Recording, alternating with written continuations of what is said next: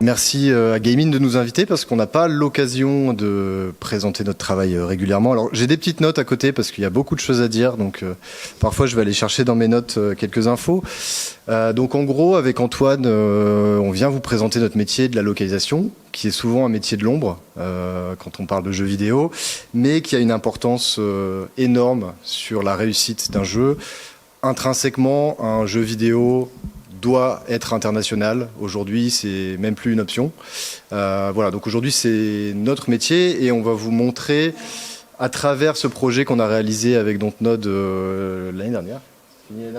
Sur 12 mois, un peu l'envers du décor de ce que c'est de la localisation et particulièrement la localisation d'un jeu narratif qui est quand même un peu le Graal pour nous en tant qu'agence de traduction, de travailler sur des jeux avec une valeur ajoutée dans le contenu aussi importante.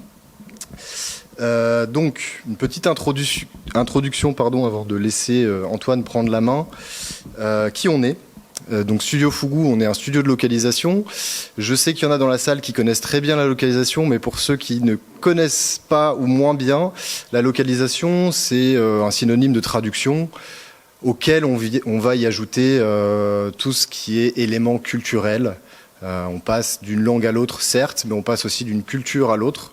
Et la localisation, c'est un peu ce terme qui vient englober cette approche-là. On est à Eura Creative, donc Pleine Image, depuis 2 ans et demi. On est passé par l'incubation rapidement pendant 6 mois, avant de vite prendre des bureaux ici. Donc on travaille à l'Imaginarium. Et membre de Gaming depuis 1 an maintenant. L'idée pour nous, c'est de pouvoir aussi profiter de l'écosystème, rencontrer des devs, des studios, parce que c'est toujours intéressant pour nous aussi de voir ce qui se passe côté dev quand on fait de la localisation et évidemment aussi nous faire connaître à l'écosystème et partager un peu notre expertise. Donc maintenant, qui est Dontnod ? Dontnod, pour la plupart d'entre vous, je pense que vous connaissez, c'est un studio de développement et éditeur indépendant français, mais avec des studios à Montréal aussi. Et d'ailleurs, Lost Records est le premier titre qui a été entièrement développé à Montréal. Donc on était quand même assez fiers de travailler sur leur premier titre. Très connu pour leurs jeux à dimension narrative, immersive, avec des formats épisodiques, dans lesquels l'histoire a une importance énorme, bien que le gameplay aussi, mais particulièrement l'histoire, les choix narratifs, les dialogues, et surtout des jeux qui abordent des sujets profonds, des thématiques sociétales qui nous font réfléchir et qui nous laissent pas de marbre à la fin du jeu. C'est vraiment ça l'ADN de Dontnod. Particulièrement connu par Life is Strange, je pense que vous connaissez, donc c'est un jeu qui a plus de 60 récompenses, dont le prix du public au GDC 2016 et la meilleure histoire au BAFTA Game Awards. Donc quand on a une réponse positive d'un producteur chez Dontnod qui nous dit OK pour un rendez-vous et qu'on a ça derrière, nous, petit studio on avait 1 an et demi d'existence, on avait une grosse pression. Et donc je vais vous expliquer d'abord un petit peu comment ça s'est passé du déroulement des premiers contacts avec Dontnod jusqu'à la pré-production, et Antoine vous parlera après de la production concrète. Donc pour vous expliquer comment on chiffre, en fait, comment on fait un budget pour la localisation d'un jeu vidéo, ça pourra peut-être vous servir. On se base sur une valeur clé qui est le nombre de mots, tout simplement. On traduit, donc nous on est on traduit, donc on se base sur le volume dans le jeu, les game texts, les dialogues, donc là c'est énormément fourni. Sur ce jeu-là, on est sur 12 heures de gameplay pour environ 200 000 mots. À ce nombre de mots, on y applique un prix au mot, donc souvent c'est en centimes, 8 centimes, 10 centimes, 11 centimes, et ce prix-là est influencé par les langues, donc l'anglais, le coréen, etc. Il y a des langues qui coûtent plus cher que d'autres, de par leur rareté aussi et de par le niveau de vie de certains pays. Donc une fois qu'on a fait notre offre, on l'a envoyé à Dontnod et spoiler alert, on a gagné le projet, forcément, puisqu'on est là aujourd'hui. Pourquoi on a gagné le projet ? C'est quand même intéressant de vous le partager. Il y a plusieurs raisons. Donc la compétitivité, on a fait une offre, on était au bon prix, on n'était peut-être pas les moins chers, peut-être pas les plus chers, mais en tout cas on était cohérent par rapport au budget qui était prévu. Un très bon relationnel avec les équipes de Dontnod sur la prise de contact, le rendez-vous découverte, la curiosité qu'on a pu avoir sur le jeu, les questions qu'on a posées pendant les rendez-vous. Et un autre point qui a été très important, le français était une langue crucial pour Dontnod. D'ailleurs, le jeu est doublé en français. Je vous en ai pas parlé. Aujourd'hui, on va pas parler du doublage en tant que tel, on va vraiment parler de la localisation. On a travaillé sur le doublage avec un studio partenaire, mais on va se concentrer vraiment aujourd'hui sur la partie localisation. Et donc, comme le français était important pour Dontnod, ils voulaient faire des tests de traduction sur un script qu'ils nous ont envoyé, un script de la base de l'anglais, donc un script qui était déjà technique. Franchement, faut lire le script, c'était déjà des choses assez difficiles à traduire, sur lesquelles on a proposé à 12 traducteurs donc francophones qu'on connaissait, on en a sélectionné 6 pour que Dontnod en retienne 2, un traducteur principal et une relectrice. Il faut savoir, quand on parle de traduction, on a envoyé les tests à 10 personnes différentes, on a reçu 10 traductions différentes, mais réellement, il n'y avait rien qui se ressemblait. Donc quand on pense à la traduction, il faut aussi se dire que c'est très subjectif, de la même manière qu'on peut se dire qu'une voix est belle. Antoine va trouver qu'une voix est belle, moi finalement je trouve pas. C'est exactement pareil avec le style d'écriture aussi. Et ça c'est important à prendre en compte dans la localisation. On n'envoie pas à n'importe qui. Il y a un style derrière et encore plus quand on parle de jeu narratif. Et donc le résultat de ces tests a conforté les équipes de Dontnod de vouloir travailler avec nous. Donc toute la partie commerciale est faite, la partie négociation, le choix des traducteurs francophones est fait. On rentre dans une phase de pré-production, on a gagné le projet, mais il y a un flottement, on ne lance pas tout de suite la production. Ça ne veut pas dire qu'on ne commence pas à travailler. Et la première chose qu'on fait, on se renseigne sur le jeu un peu plus en profondeur. Donc pour vous présenter Lost Records Bloom and Rage, concrètement le pitch du jeu, c'est on arrive à Velvet Cove, une petite ville du Michigan, dans les années 90. Alors je reviendrai sur la partie temporelle, sur lesquelles... alors attendez, je reprends mon pitch. Donc ouais, c'est un jeu en 2 temps. Déjà, c'est une chose à savoir. Le jeu sort en 2 fois. Donc il y a une sortie qui a été prévue pour février. La première partie en février, la deuxième partie en avril. Donc l'histoire se fait quand même sur 2 temps, donc c'est quand même assez unique pour un jeu. Il y a aussi un enjeu commercial derrière de faire vivre le jeu aussi un peu plus longuement dans sa durée. Le gameplay, alors c'est là où je reprends mes notes. Donc on a un usage de caméscope qui va renforcer l'aspect immersif du jeu et on est à la découverte de nos souvenirs. Quand on arrive à Velvet Cove, la ville au Michigan, en fait on a reçu un colis qui nous renvoie dans cette ville. En fait, on démarre le jeu dans les années 2019 plutôt, et on est renvoyé à Velvet Cove donc pour revivre un peu un événement qui s'est passé à l'été 95. On avait un groupe d'amis cet été-là qu'on s'est formé, donc 4 filles, et en fait 20 ans plus tard, sans qu'on se soit jamais parlé, on est renvoyé à revivre un petit peu ces années 95. Et donc Elliot tout à l'heure parlait de gameplay et de caméscope notamment. En fait, il y a toute cette vibe des années 90 qui a été reprise, et donc Swan, notre personnage principal, est une addicte à tout ce qui est VHS, et elle est une abonnée, elle y va quotidiennement au vidéoclub pour se faire des nouveaux films, et donc il y a tout ce côté-là qui transparaît, qui transpire dans le jeu, et puis aussi forcément dans le gameplay d'un jeu narratif, il y a tous les choix narratifs qui font que ça doit avoir un impact. Le choix qu'on fait au moment au tout début du jeu doit avoir un impact au final, ne serait-ce qu'au milieu du jeu, pour qu'on voit qu'on a une influence sur le déroulé de l'histoire. Merci Antoine. Je savais qu'il allait mieux vous expliquer que moi. Et ce qu'on a apprécié avec Antoine, c'est le côté années 90. Donc Antoine et moi, on est nés dans les années 90. Et il y a tout cet univers qui nous replonge, en tout cas, dans cet univers, et on a vraiment aimé. Et la timeline qui est très importante, où le jeu se passe dans 2 temporalités différentes, tout au long de l'histoire. Ce qui est assez unique. En tout cas, de mémoire, moi, j'ai pas d'autres jeux en tête sur lesquels il y a cette proposition. Et on découvre des secrets qui se mélangent entre les 2 époques, et c'est très important pour la localisation aussi. Antoine va y revenir. On parlait pas de la même manière dans les années 90 que dans les années 2019, ou en tout cas actuelles, et ça a eu un impact aussi sur le développement des personnages.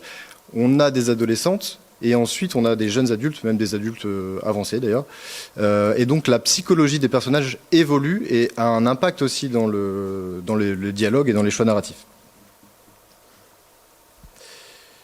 Si on se concentre sur les personnages principaux, on a donc 4 personnages qui sont uniquement féminins, et ça aussi c'est unique dans le jeu vidéo.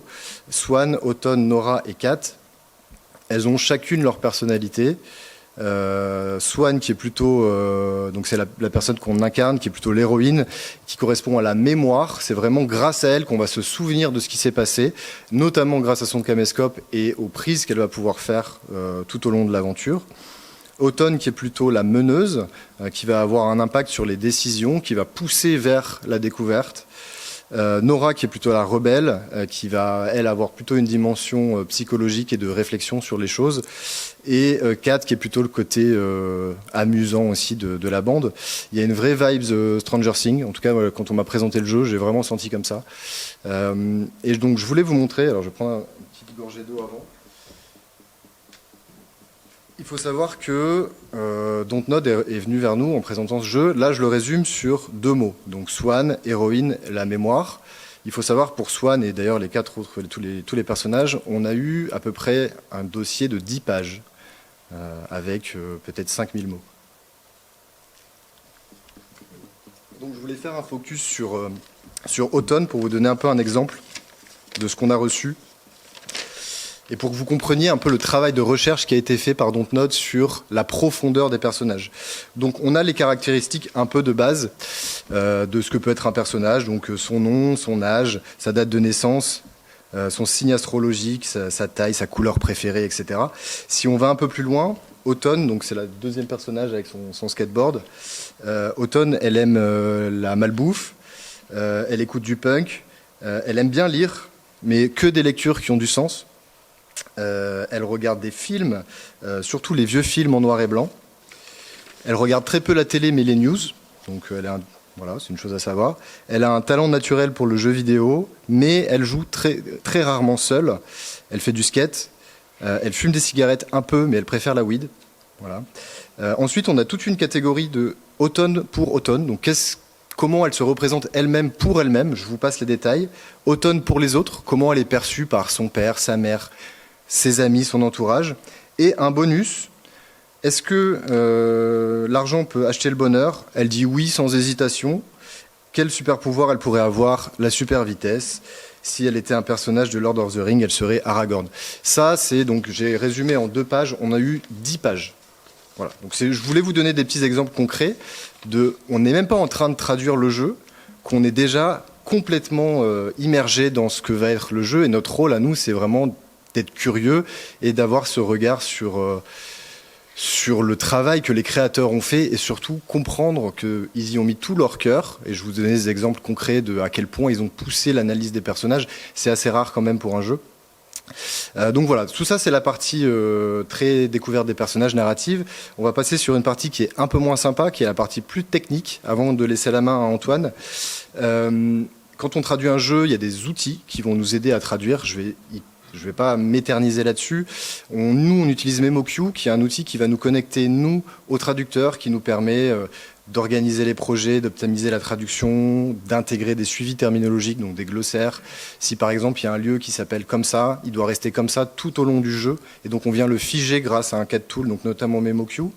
Crowdin, je vais y revenir un peu plus tard, c'est un outil qui permet de gérer plutôt les flux de contenu, qui est en fait un middleware qui va se connecter entre le moteur de jeu, donc là Unreal, et nos outils à nous, et qui va permettre de sélectionner le contenu, d'en faire des batchs et de gérer, surtout quand il y a du volume, les flux de traduction. Jira, vous connaissez sûrement, c'était vraiment plus pour les problèmes pendant la production, pour nous remonter des problèmes de traduction ou même des problèmes de code, tout ce qui était à modifier sur du one-shot. On a travaillé avec la LQA aussi sur Jira.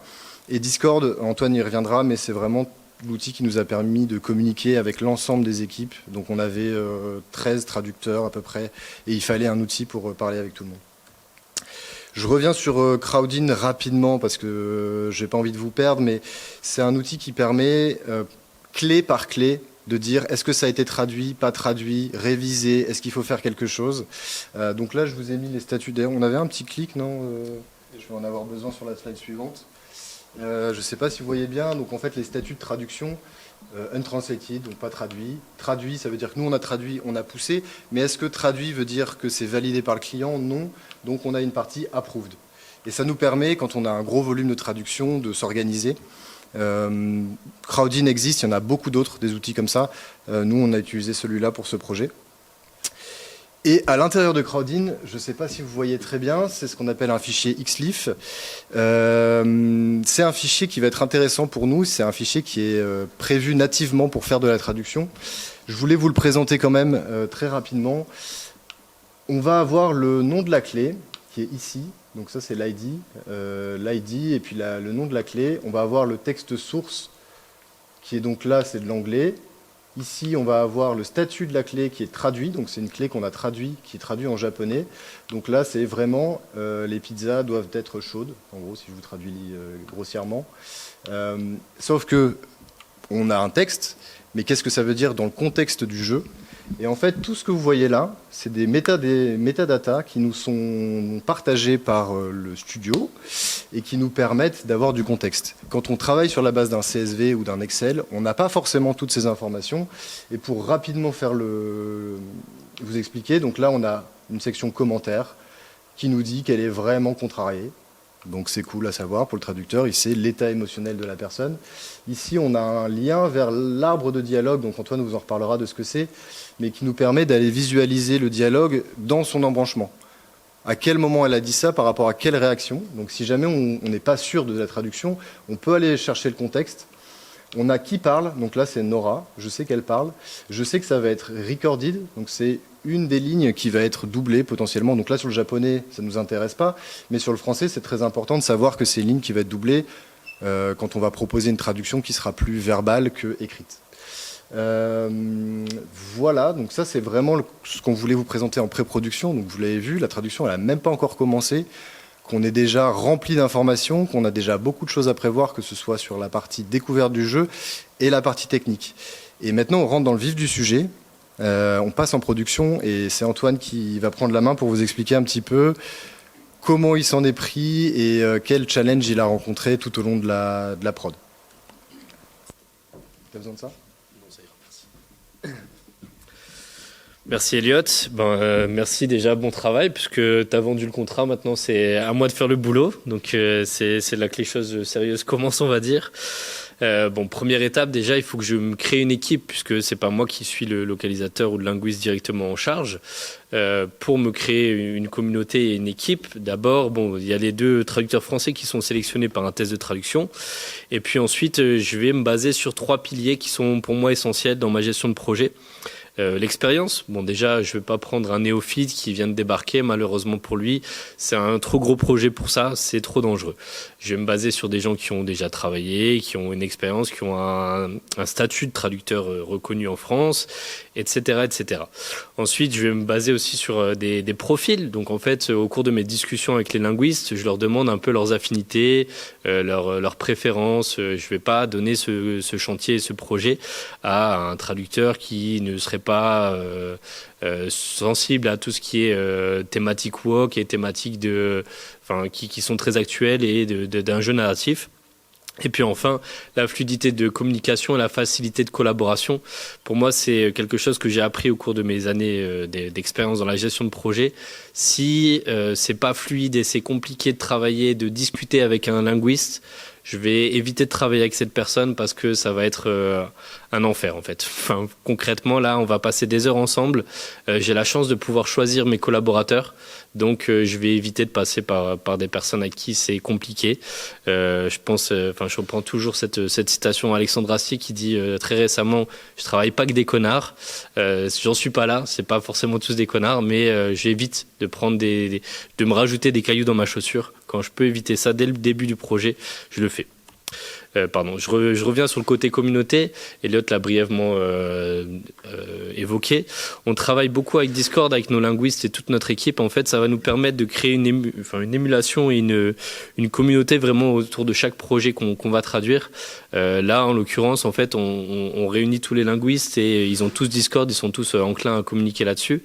Et ça permet de faire en sorte que la personne, le traducteur ou le linguiste qui avance le plus vite peut baliser ou peut repérer des petites sensibilités ou des éléments critiques pour que les autres linguistes derrière puissent faire attention, où ils vont dire ah oui là ok, ou même des discussions plus générales.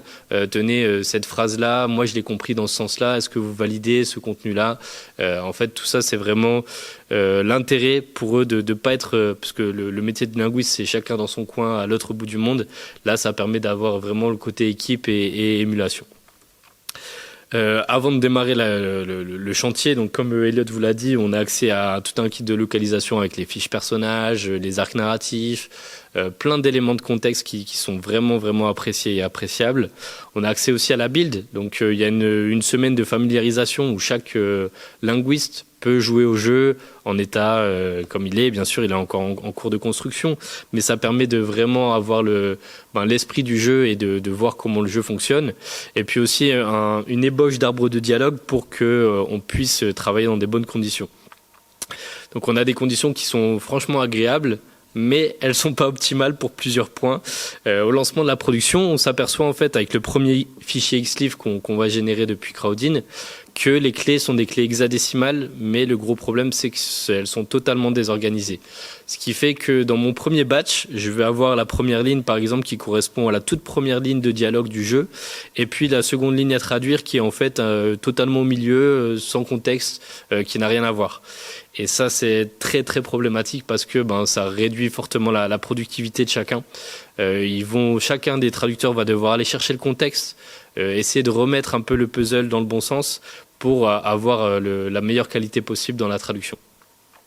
Et puis enfin une petite surprise aussi, après 2 semaines de travail sur ce premier batch, notre développeur à Montréal, enfin le développeur de Dontnod Montréal nous indique que il a fait une petite erreur et que les clés hexadécimales ne sont pas figées, ce qui fait que les clés qu'il a générées lors du premier batch ont totalement changé là en cours de traduction. Donc le réimport est totalement impossible. Et ça, forcément c'est critique et problématique. Mais bon, pas d'inquiétude, on est là, on a des années d'expérience dans la traduction, dans la gestion de projet. Donc tout de suite, je lui ai proposé une solution, un peu de bricolage. Malheureusement, c'est pas optimal encore une fois. Mais on a réussi à récupérer tout le contenu sans refaire travailler les traducteurs.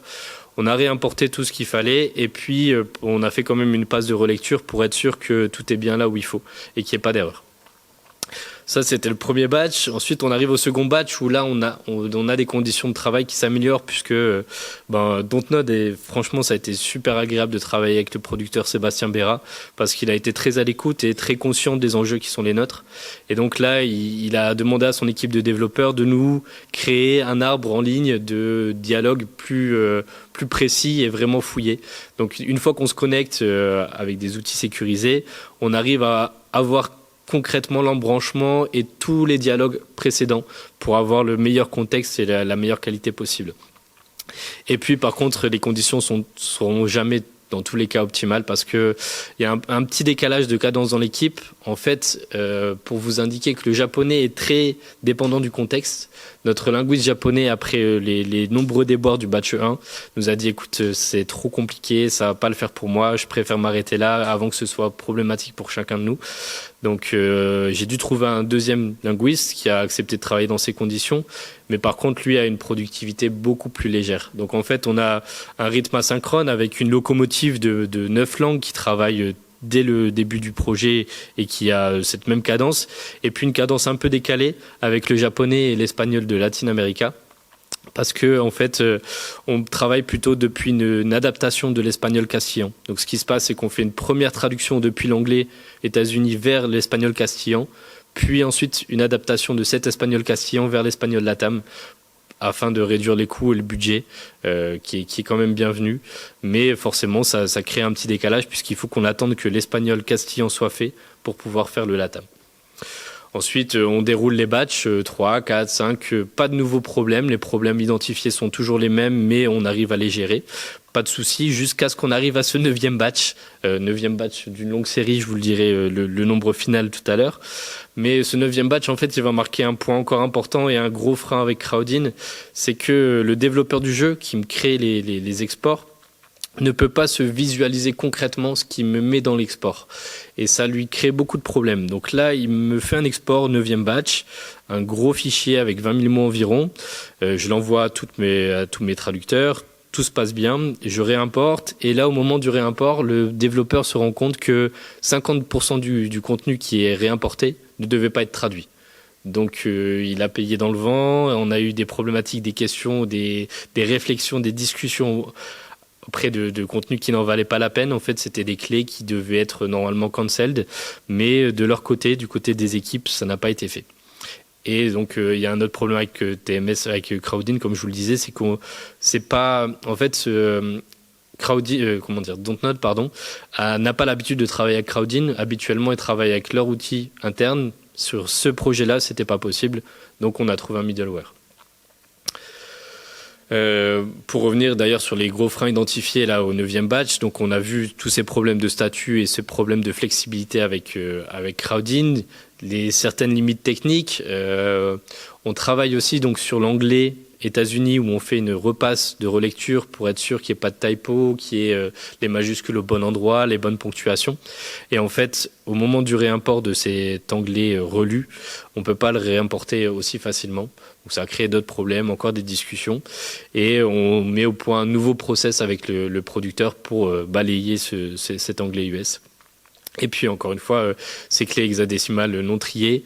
Et surtout, ce qui, vous le verrez lors de la conclusion, est l'un des gros problèmes qu'on a rencontrés, ce sont les nombreux changements de source. Je m'explique. Quand on reçoit un fichier à traduire, normalement, toutes les clés de ce fichier sont validées, sont figées, elles ne sont pas vouées à changer, même si on est conscient que le jeu sera encore modifié jusqu'à la dernière seconde. Mais là, il y a beaucoup de segments sur lesquels on est passé une dizaine de fois entre allers-retours. Non pas par erreur, non pas par problème, mais juste parce que les narrative designers ou l'équipe interne de narrative design a voulu faire des changements minimes dans le texte source. Et puis enfin aussi, je voulais aborder le côté du jeu narratif, les vrais enjeux narratifs. Enfin, l'histoire est partie intégrante de cet enjeu et le jeu repose quasiment exclusivement sur le script et le scénario.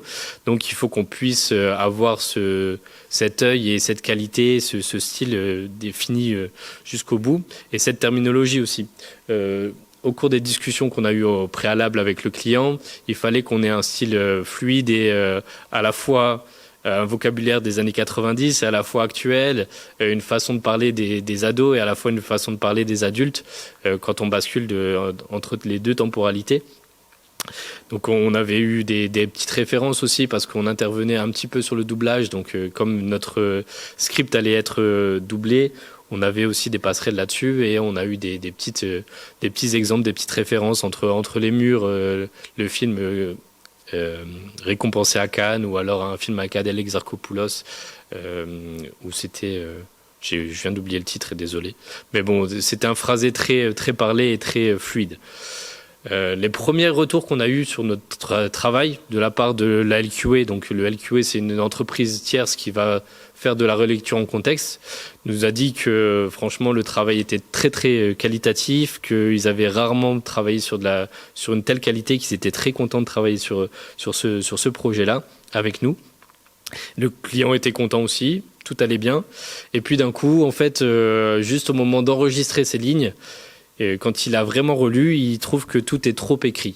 Tout est trop livresque, selon lui.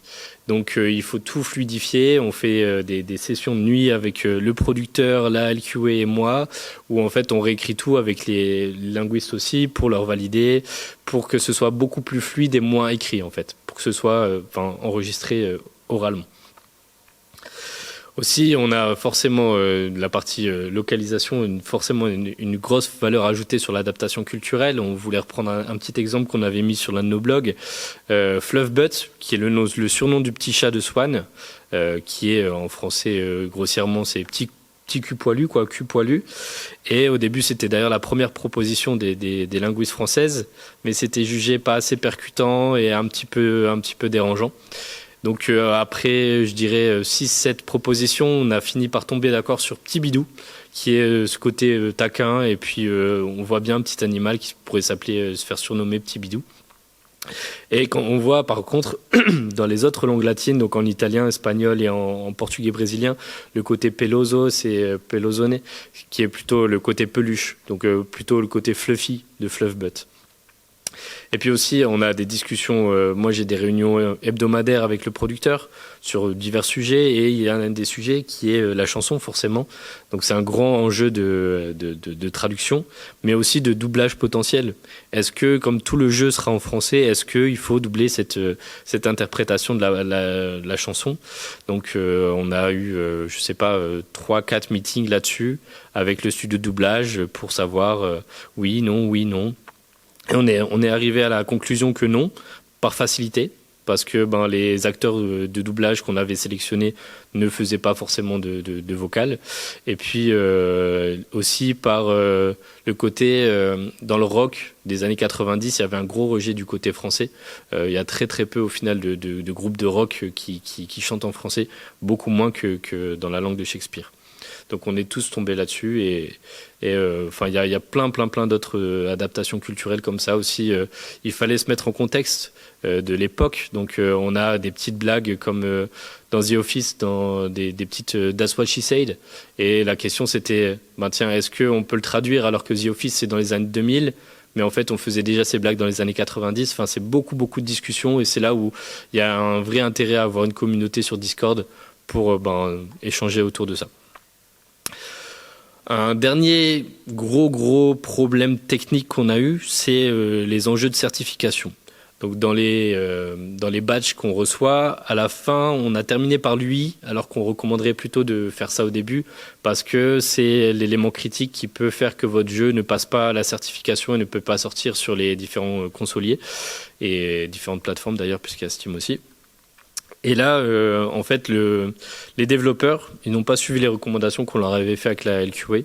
Ils avaient décidé de partir sur un segment unique pour tous les consoliers et les différentes plateformes, mais avec un système de variables. Donc plutôt press, je reprends l'écran d'accueil, donc appuyer sur, là on a une variable selon la plateforme, et puis ça déroule.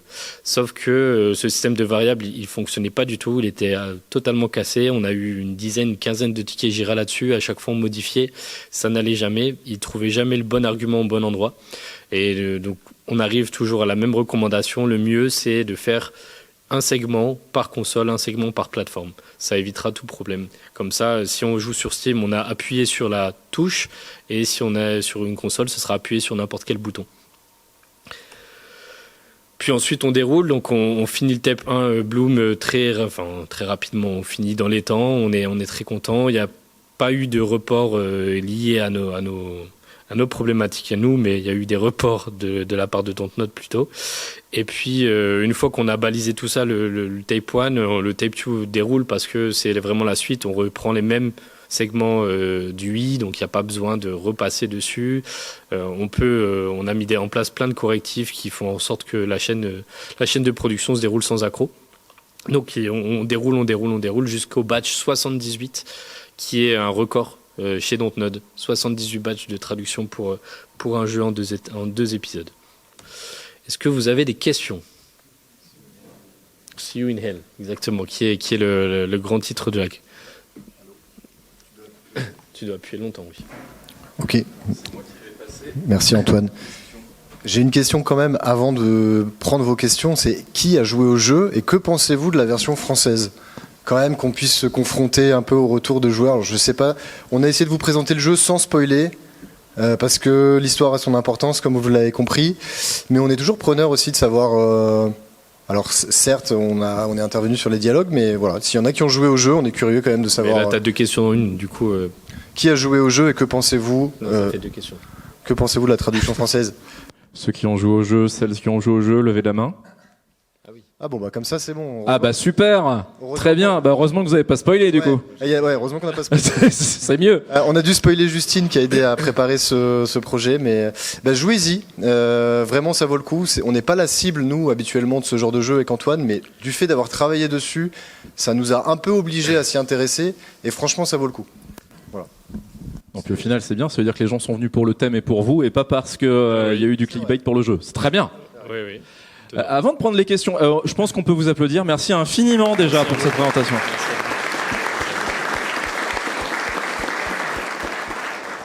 Et donc, pour la suite, est-ce que j'ai des mains qui se lèvent? Est-ce que vous avez des questions pour Antoine et Elliot? Mais oui, il y a plusieurs mains. Bon. Alors merci, c'était super intéressant. Ma question c'était, vous avez négocié un prix au mot, mais avec tout ce que vous avez fait, les allers-retours, les problèmes et tout, est-ce que c'était prévu aussi une autre négociation par rapport à l'ajustement Bah, tu peux y aller. Ouais. Alors, c'est vrai qu'on j'ai pas précisé, il y a 10% à chaque fois qui s'applique, en tout cas chez nous, c'est notre manière de proposer l'offre, mais en général, c'est à peu près pareil partout. Il y a 10% de gestion de projet qui s'applique au global du projet, donc tout le travail qu'on a présenté sur prendre la connaissance des personnages, c'est du temps. Donc ça fait partie du prix. Évidemment. Après, quand un projet se déroule bien, tant mieux. Si ça se déroule moins bien, c'est tout. On est un peu obligé de faire avec. Oui, on renégocie très rarement les tarifs qu'on a appliqués tout au long du projet. Peu importe qu'il y ait de la désorganisation chez eux ou pas, c'est vraiment ça nous est encore jamais arrivé. Ça pourrait arriver s'il y a un changement de scope, mais autrement, on renégocie très rarement les tarifs qu'on applique et sur lesquels on est tombé d'accord. Par contre, toutes les fois où ils ont modifié le texte d'origine et qu'il est revenu chez nous, ça évidemment c'était facturé dans la prestation. Ou même, Antoine en a parlé, je sais plus combien de mots qui ont été traduits pour rien. Bon, à un moment, nous on les a fait traduire, donc, mais bon, ils ont été hyper réglo là-dessus. L'erreur venait pas de nous, on n'a pas traduit dans le vent. Donc voilà, pour répondre à ta question, c'est un entre-deux. On prévoit évidemment tout ce qui est gestion de projet dans un coût annexe. Parfois, on subit l'organisation du client, même souvent. Mais en fait, on fait du service, parce que j'avais tendance à rappeler, on fait du service, donc on est au service de nos clients, on n'est pas non plus, on est assez flexible avec Antoine, on est une petite structure, donc notre différence, elle se trouve là aussi, et donc on accepte, quoi. Voilà. Surtout si le client est sympa en face, donc y a pas ce qui était le cas. Merci beaucoup. Plaisir. Alors, petite question, vous dites que la plupart de vos problèmes venaient en général de l'organisation du client. Comment est-ce que cela se vit au jour le jour quand vous rendez compte par exemple que les clés n'étaient pas ordonnées ou qu'ils vous ont mis 50% de... En fait, on est habitué. Pour être 100% franc, encore une fois, il n'y a jamais un projet qui se passe de manière idéale. On se doute qu'il y a un peu de déchets. C'est un peu rageant, surtout pour les traducteurs derrière, parce qu'ils doivent refaire du travail. Mais ça fait partie du jeu, en fait. Mon travail n'existerait pas, au final, puisque je fais que de la gestion de projet, si le client était organisé et si tout se passait d'une manière idéale. Je pense que c'est un peu le résumé du truc. C'est un peu frustrant. Ouais, ça dépend des moments. On a 11 traducteurs derrière aussi. En fait, pour moi, le plus frustrant, c'est quand la collaboration, c'est juste vraiment du débrouille-toi. Quand il y a du dialogue, quand il y a on œuvre pour la même finalité, pour faire en sorte que la qualité soit au rendez-vous et que tout le monde soit content. Il n'y a aucun problème, moi je comprends totalement, on fait tous des erreurs, il n'y a pas de souci. Nous aussi, là je dis que les gros problèmes venaient de chez le client, mais on a eu aussi notre part de petits défauts. On n'est pas exempt de tout reproche. Mais donc la frustration pour moi, elle vient vraiment si la collaboration, elle est que d'un côté. Si elle est juste tenez, prenez le fichier, débrouillez-vous. Ça, pour moi, c'est très très frustrant. Si jamais il y a on a fait une petite erreur, mais voilà, on voudrait qu'il y ait une discussion, un dialogue, c'est ok. Moi, c'est comme ça que je vis les choses. Après, il y a plein de manières différentes de faire, mais moi, je m'épanouis là-dedans en tout cas. Merci beaucoup. Un plaisir. Oui, bonjour. Est-ce que vous pouvez clarifier la langue source, les langues cibles, oui, bien sûr, et la taille de l'équipe? Parce que j'entends 11 langues, 11 traducteurs, mais sont où les réviseurs? Absolument. S'il y a une langue source, ça fait 10 langues traduites, donc je suis un peu confuse. Oui, c'est vrai qu'on est passé très brièvement là-dessus. Je reviens sur le slide au tout début. On avait 11 langues cibles, et donc la langue source, c'est l'anglais États-Unis. Et il y avait 11 langues cibles avec, en comptant l'anglais États-Unis, la passe de relecture.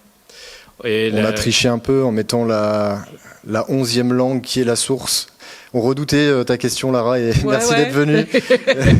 On l'a redouté, mais voilà, on a triché un peu en disant, parce qu'on a quand même géré beaucoup l'anglais, donc on n'a pas localisé vers l'anglais, évidemment, puisque c'est la langue source, mais on a travaillé beaucoup avec... alors, le jeu était très bien écrit. Sincèrement, il y a eu 2 narrative designers qui ont très bien travaillé, et le rôle de notre américain, notre linguiste, c'était évidemment de repasser sur le travail. C'était quand même très light pour lui, il faut pas se mentir, parce que c'était quand même super bien écrit. Mais c'était convenu d'avance. C'est vraiment les typos, les ponctuations, toutes ces petites choses. Donc pour revenir sur ta question concrète, on avait une équipe de 13 personnes. Ah oui, c'est aussi. Avec en fait la seule langue qui a été relue par nos soins, ça a été le français, en plus de l'anglais, mais on ne travaille pas sur le source. Donc on avait traducteur-relecteur sur le français. On a eu 2 traducteurs japonais qui se sont succédés. Et puis ensuite, on avait un traducteur principal pour chacune des autres langues. Donc, vous n'avez pas fait On n'avait pas de relecture, ça faisait partie du deal directement avec Dontnod. Ouais. Ils se sont concentrés là-dessus avec une entreprise tierce. Ça a été Lionbridge qui a fait le LQA derrière. D'accord. Par contre, sur ce projet-là, on a travaillé main dans la main avec Lionbridge et le service LQA. C'était assez fou de pouvoir être aussi proche. C'est le service LQA qui a fait toute la partie relecture et révision. Alors, ce qu'on s'est dit avec Sébastien, on était maître de nos traductions et on restait garant, en tout cas du travail. Donc le LQA proposait quelque chose et on validait ou non leur proposition. Donc on est resté, et c'était d'ailleurs très agréable. Ouais. Et qui plus est, l'équipe de LQA de Lionbridge qui était basée en Pologne, donc la responsable projet était francophone, donc tant mieux, c'était plus facile aussi. Très sympa et très efficace aussi dans le... Donc, en fait, on travaillait à 3 et en général, c'est assez cloisonné quand même. Et là, pour le coup, sur ce projet-là, on a eu la chance de pouvoir travailler même en équipe avec quasiment un concurrent, en fait, quand on réfléchit bien, c'est ça. Ils étaient en lice pour la localisation. C'est passé chez nous, mais ils ont eu la QA. Et parfois, c'est bien aussi d'avoir 2 prestataires, surtout sur un jeu aussi volumineux. Oui. Ils ont beaucoup travaillé sur les relectures en contexte. Oui. Notre travail était plutôt bon, donc ils n'ont pas trop corrigé, parce que disait Antoine. Oui, mais après, il y a eu des soucis par exemple, pour vous expliquer un peu, la LQA, on n'en a pas parlé, on n'est pas intervenu dans ce jeu-là, mais par exemple, il y a un dialogue où Swan dit « Je suis entouré d'herbes hautes ». La traduction est bonne dans toutes les langues, mais simplement, visuellement, en fait, elle est dans la forêt, c'est que de la terre, il n'y a pas d'herbe. Donc, qu'est-ce qu'on fait? Est-ce qu'on change la source, on change tous les textes, ou est-ce que les devs rajoutent de l'herbe pour que ce soit cohérent? Donc il y a eu plein d'exemples comme ça visuels. Donc la LQA, c'est évidemment pas que sur la cohérence entre le texte et l'image, c'est aussi sur le texte en tant que tel et la traduction. Et voilà, on a un peu bifurqué sur ta question, Lara, mais en gros, il y a eu 13 personnes, je crois. D'accord. 11 traducteurs, 2 relecteurs. Et toute cette montagne de contexte dont je rêverais d'avoir un jour dans ma vie, c'est Dontnod qui savait déjà comment le produire, ou c'est vous qui devez leur guider sur quoi fournir? Pour le coup, c'est Dontnod effectivement qui nous a tout fourni. Bon là, en fait, l'équipe publishing avec qui on était en contact, notamment Sébastien Béra, il a fait quasiment tous les jeux chez eux. Donc ils ont créé ça depuis longtemps. Ouais. La seule différence en fait avec leur travail habituel, c'est vraiment le pipeline avec nous, Crowdin, MemoQ derrière.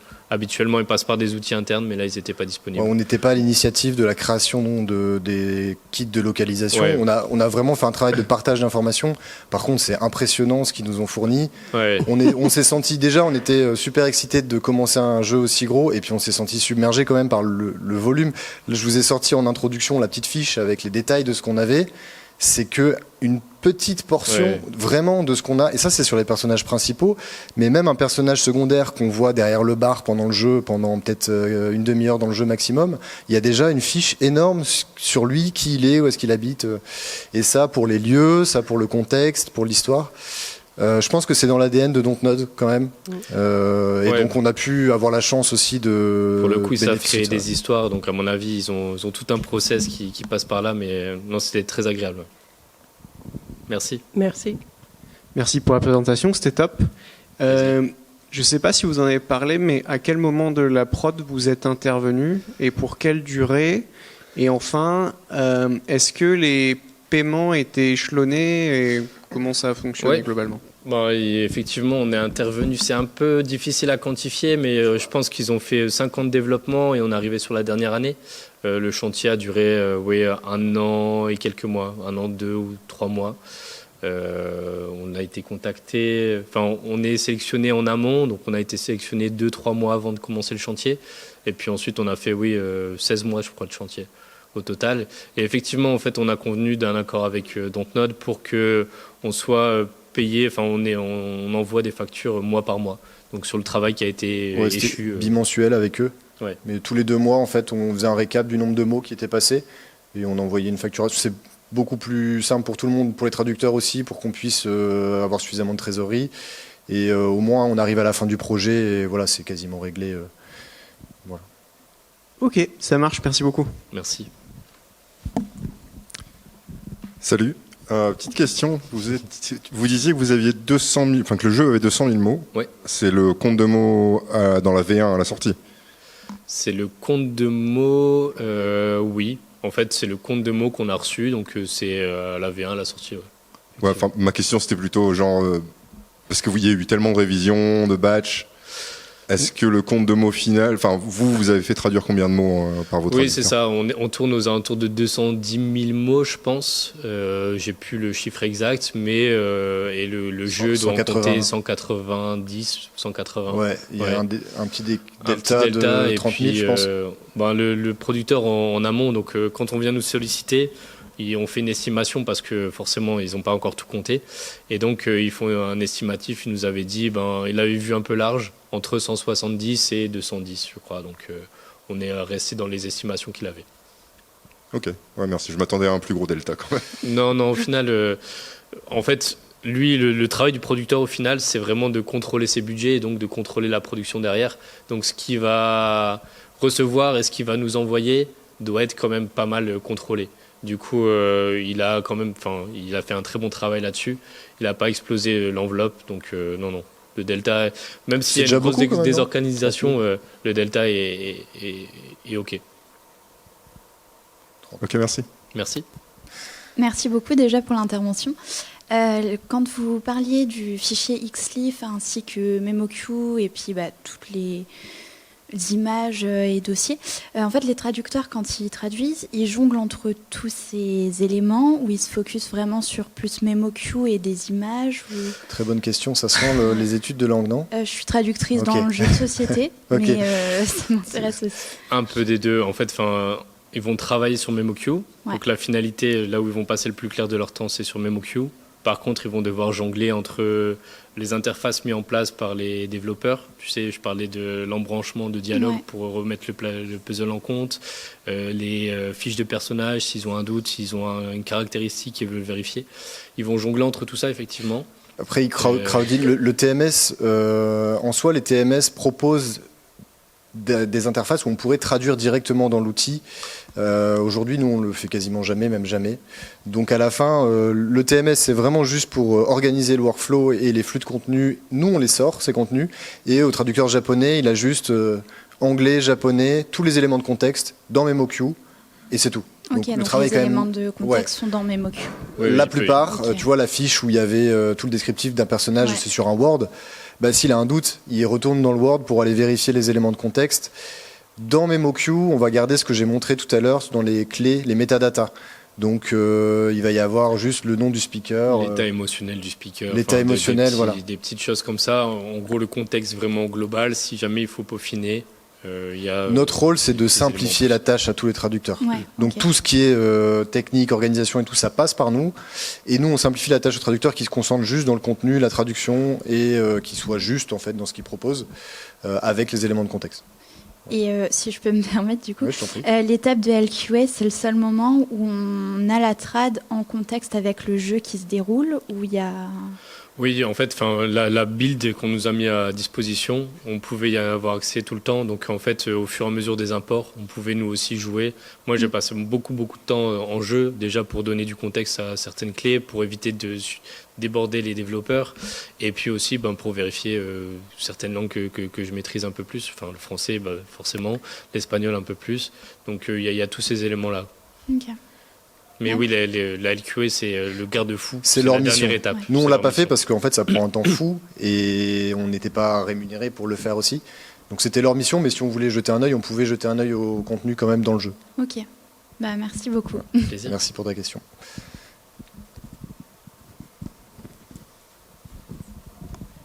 Bonsoir, merci pour la présentation, c'était très intéressant.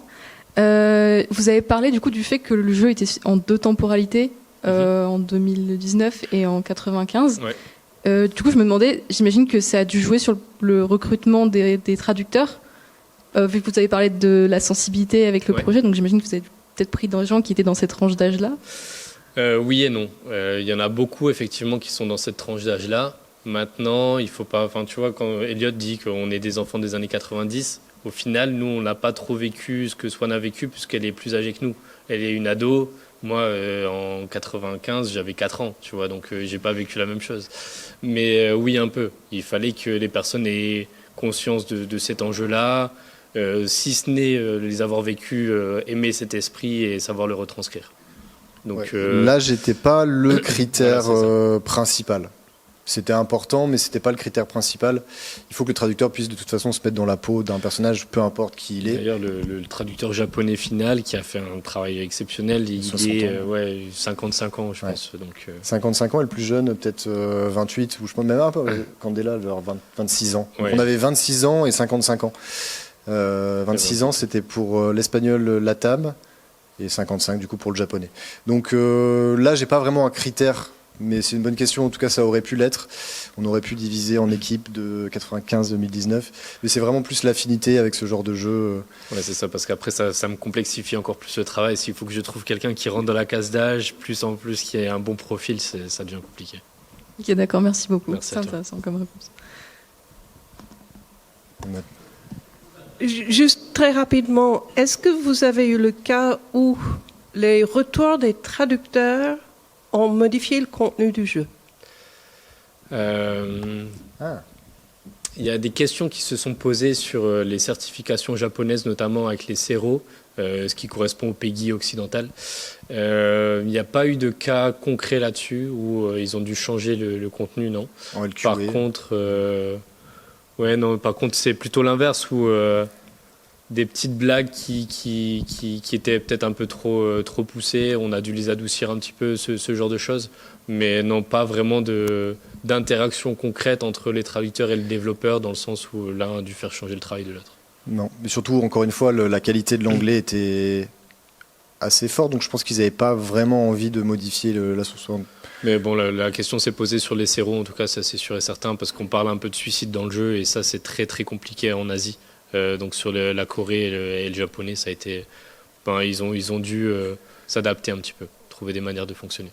En termes d'adaptation culturelle, c'est un bon exemple aussi, ça, qu'on n'a pas forcément développé, sinon ça aurait pris un temps fou, mais c'est aussi des thématiques qui ne seraient pas acceptées dans une autre culture. Pour vous donner un cas concret, je crois qu'on avait travaillé sur un jeu qui parlait d'emprisonnement, etc. Et en fait, en Chine, c'est pas des termes très positifs, ou en tout cas sur lesquels il faut trop s'attarder, donc ils ont préféré complètement ne pas vendre le jeu en Chine. Pour Lost Records, c'était un peu différent, c'est des thèmes quand même profonds, mais qui n'ont pas créé de division dans les cultures, en tout cas sur lesquelles on est intervenu. Mais bon, voilà. Petite parenthèse culture. Bonsoir. Bonsoir. Je voulais vous poser une question par rapport au contexte du jeu. Pardon, j'ai rapproché le micro. Par rapport au contexte du jeu, vous aviez dit en fin de compte que le projet que vous avez eu, en fin de compte, grâce au contexte assez fourni que vous avez reçu de la part de Dontnod, vous avez eu une facilité sur votre travail de pré-production. Si vous aviez eu un contexte moins fourni, en quoi est-ce que ça aurait impacté tout ce travail-là, et quelles auraient été, en fin de compte, les discussions que vous auriez dû avoir? En fait, au plus on a du contexte et des directions, au plus précis on va être. Si demain on n'a pas de contexte, si on n'a pas de direction, pas de souci, on va travailler, mais on s'attend à avoir plus de retours, ou alors à être, à moins comprendre les enjeux derrière. Dénaturer l'œuvre, en fait. Qu'un traducteur interprète à sa façon l'état d'esprit d'un personnage et qui change un peu sa personnalité, ce qui n'est pas l'objectif. Et après, tu as aussi le risque, donc ça c'est plus de manière générale et précisément, peut-être qu'il y a une action où, je sais pas, ça peut être une phrase qui est dite à un autre personnage, en fait c'est du sarcasme, mais on n'a pas forcément vision sur le jeu, sur la scène, de ce qui est en train de se passer. Si on peut pas cliquer sur l'arbre de dialogue et voir ce qui s'est passé avant et qu'on comprend pas que c'est du sarcasme ou que, enfin peu importe, j'ai pas d'exemple en tête, ça peut être juste mal traduit et donc le sens de la phrase change complètement.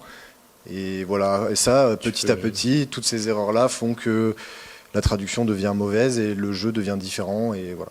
Donc ça, le contexte, en tout cas, le manque de contexte, c'est vraiment, enfin, c'est une clé dans la traduction du jeu vidéo. Ouais. Merci pour l'exemple. Je vais donner le micro, j'entends pas. Je ne suis qu'un pion. On aura un vrai exemple. Comme ça. L'exemple, c'était une clé sans contexte, sans savoir dans quel dialogue, dans un dialogue où c'était « Bonjour, je ne suis qu'un pion », voilà. Ouais. Oui, mais un pion, c'est quoi? Oui. C'est un pion à l'école, le surveillant, ou c'est métaphorique dans une partie d'échecs, le pion d'une partie d'échecs, et un traducteur ne peut pas le deviner. Il faut et lui dire, pour un Français, c'est peut-être très clair en contexte, ça ne peut que être le gardien de l'école. Ça peut être un personnage qui est un pion. Sauf si on n'a pas une vision sur le personnage, on ne le voit pas, on ne sait pas où il est. Et même si la traduction est parfaitement exacte, I'm just a pawn, ça ne veut pas du tout dire la même chose, puisque pawn, c'est quelqu'un qu'on manipule, et pas oui, le surveillant. Et puis un pion, la forme du pion peut faire changer la traduction dans des langues différentes, quoi. Voilà. Donc il y a plein d'exemples comme ça. Mais tu voulais préciser quelque chose, je pense. Merci pour l'exemple, parce que j'en avais pas en tête. Donc, Merci. Oui, en fait, ma question, elle partait... Enfin, elle posait plus sur l'impact en termes de processus, c'est-à-dire que de ce que j'en comprends, c'est vous tombez sur ce genre de problème, du coup, vous vous posez d'abord la question ou d'abord vous traduisez, vous proposez une traduction et ensuite vous discutez de la meilleure solution. Ouais, en gros c'est ce que je disais tout à l'heure. Au plus on a de contexte, au plus on va être précis, au moins on s'attend à des retours. On sait que ce qu'on a proposé dans le contexte qu'on nous a donné, ça devrait être la traduction idéale.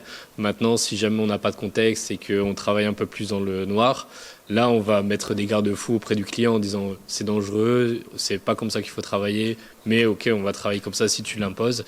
Et là, dans ce cas, on va faire potentiellement des propositions.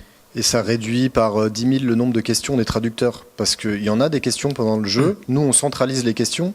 11 langues, donc 11 possibilités d'avoir des questions différentes en fonction de chacun.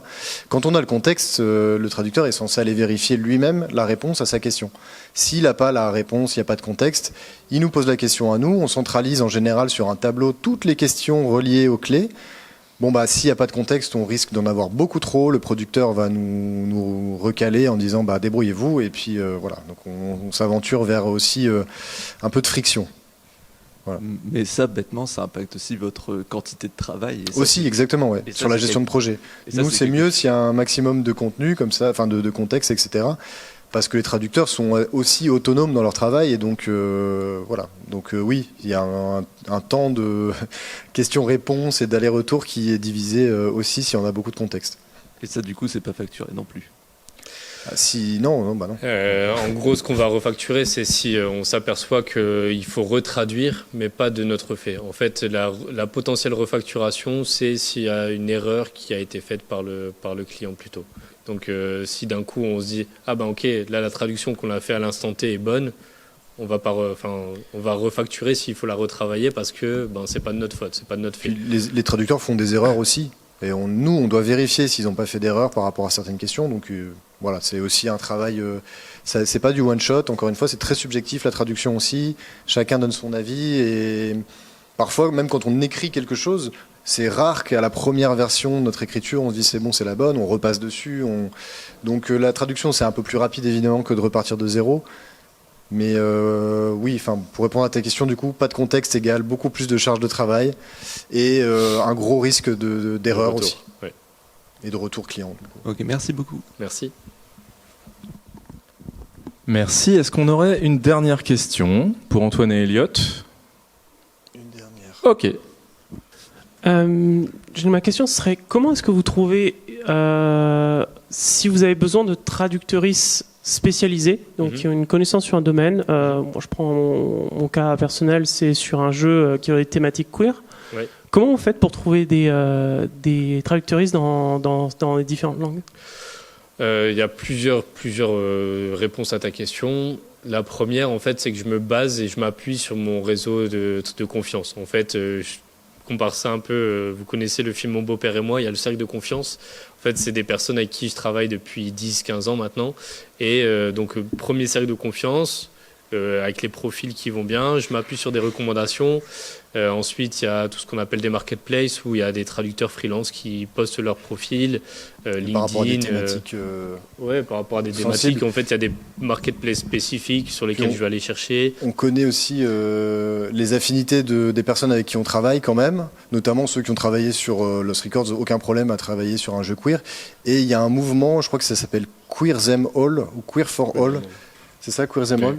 C'est chaque année, il y a des jeux queer qui sont traduits justement par un groupe de traducteurs qui proposent. Donc si tu veux, je pourrais te partager un peu ça. Et puis dernier lieu où on peut trouver, en fait, on a un site web où on est toujours à la recherche de partenaires. Donc en fait, on peut s'inscrire sur notre site web en donnant un maximum d'informations. Et puis moi, je vais chercher dans cette base de données un peu les profils qui conviennent. On va passer par des discussions, des négociations, apprendre à se connaître. Et puis ensuite, si tout fonctionne, on travaille ensemble. Ouais, on recrute pas juste sur CV, on a vraiment le descriptif de qui est qui, pourquoi, sur quel jeu ils ont travaillé. Et voilà, ça fait 3 ans qu'on Fugu est vivant, existe, mais avant ça on faisait déjà de la traduction, donc on a un réseau quand même de personnes qu'on connaît, et en fonction des thématiques c'est important de proposer un type de jeu à la bonne personne. Si c'est un shooter, on va peut-être pas proposer aux traducteurs qui ont traduit sur Lost Records. Ça veut un peu rien dire aussi, parce que la qualité d'un traducteur c'est aussi la curiosité et l'ouverture, savoir s'adapter, Ouais, c'est mais il y a certaines limites entre certains sujets, et voilà, donc surtout le gros travail qu'Antoine fait, c'est de bien s'entourer, et après on discute avec le client, c'est quelques semaines de recherche, et après on trouve une équipe qui fonctionne, quoi. Merci. Merci. De rien. C'est la dernière. Eh bien, s'il n'y a pas de regret, je pense qu'on va pouvoir vous remercier. Moi, je trouve ça très chouette qu'on ait pu vous entendre sur le sujet, et encore merci. Je pense non seulement de vous être exprimé, mais surtout d'avoir pris de votre temps pour faire l'exercice, pour le préparer, pour le présenter ensuite, parce que finalement on voit à quoi vous êtes occupé, vous êtes bien occupé. Ouais, merci pour l'invitation, c'était un vrai exercice. Ouais, c'est un très bel exercice, c'était super intéressant en fait. Ça marche. Et puis comme je le dis souvent, votre cause est juste. Moi je pense que des bons jeux, c'est aussi des jeux qui respectent leurs joueurs, et ça passe aussi et surtout par leur capacité à les toucher dans leur langue maternelle et dans des langues qu'ils comprennent. Donc je pense que cette notion de respect et de qualité de travail, elle est super importante. Donc bravo à vous en fait pour le boulot que vous avez effectué sur ce jeu et sur les autres. Merci. Dans le futur.